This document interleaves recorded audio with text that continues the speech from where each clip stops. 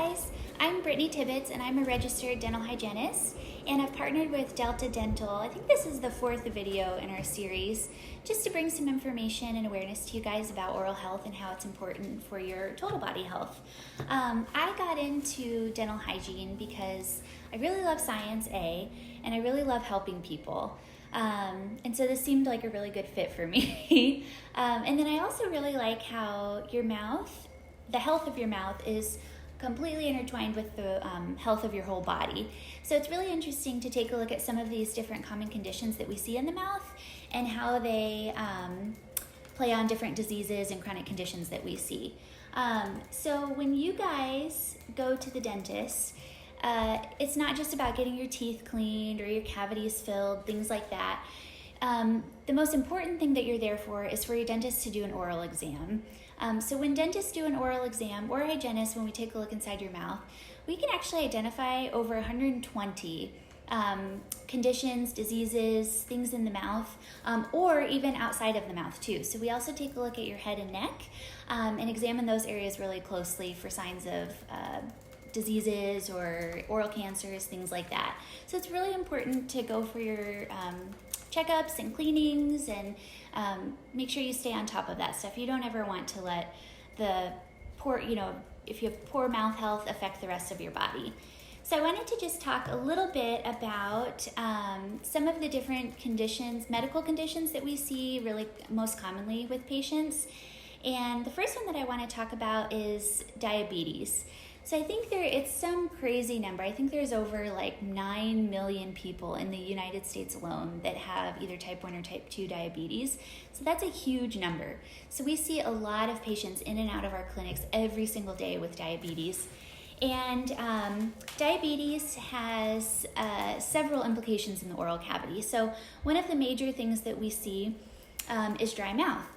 So we've talked in some of our previous videos about how detrimental dry mouth can be to your oral cavity. So when you don't produce enough saliva, or you don't have enough saliva washing away a lot of that food debris and bacteria in your mouth, you are much more susceptible to gum disease, cavities, just gingival inflammation, sometimes referred to as gingivitis. So it's really important to manage your diabetes and get some tips from your dentist or hygienist on what to do if you do have some of these symptoms. Something else that we see with diabetes too is delayed wound healing. So lesions in the mouth, infections in your gums, things like that.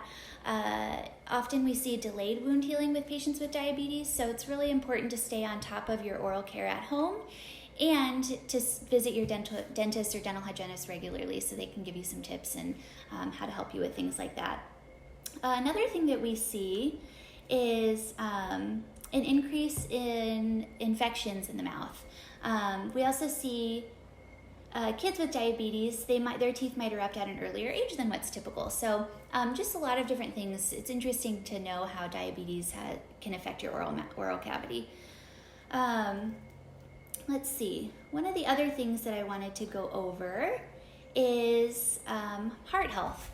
So when we have a lot of buildup of bacteria in our mouths, some of that bacteria can actually enter your bloodstream and circulate throughout your entire body. So that can affect your heart. We see that patients with periodontal disease are twice as likely to develop heart attacks than those without. So it's really, really, really important I feel like I sound like a broken record, but to go to your dentist, go regularly for your cleanings and checkups, and to just really step up your home care. Make sure that you're taking really good care of your teeth at home, because it is a two-way street. You come in and see us usually right around twice a year, but what you do at home is more important than what we do in the office. The other thing that I wanted to talk about is your brain, actually. So again, as that harmful bacteria builds up in your mouth and underneath your gums, it puts you at a higher risk for developing blood clots. And blood clots, obviously your mouth is part of your head, and so those blood clots can actually get to your brain and make you more susceptible to stroke too. So these are just a couple of different body systems and how they work with your mouth, but you can just see how important your oral health is to your overall health. And then for ladies, the last thing that I wanted to talk about is menopause and how low estrogen levels can cause weak and brittle bones. So your teeth are obviously embedded in your jawbone. So if you have weak or brittle bones and it affects your jaw, you can see how that would affect your teeth. So we see tooth loss and gum disease. Those are really common in patients undergoing menopause. I just want to kind of keep this video fairly short, so I didn't want to dive into a whole bunch of like the science behind everything, but I do really quick just want to give you guys some information on what a thorough oral cancer screening should look like when you go to the dentist. So when you go to the dentist, it's really important that either your dentist or your dental hygienist does a really thorough extraoral, meaning all of the surfaces outside your mouth, and intraoral, surfaces inside your mouth, exam. So you want to make sure that your dentist or dental hygienist palpates or feels a lot of different areas, including the back of your neck, underneath your jawbone. You want them to check your thyroid and your swallowing. And basically what they're looking for are swollen lymph nodes or just anything that feels out of the ordinary. So we'll kind of let you know if we do feel anything that doesn't feel quite right. The dentist will let you know if it's something that you need to have checked into further or if it's something that we can just kind of monitor. But you want to also make sure that they're feeling inside your mouth too. So you want to make sure that they're feeling the inside surface of your cheeks, both sides, your tongue, the top surface of your tongue, underneath your tongue, all the way back on the lateral sides of your tongue.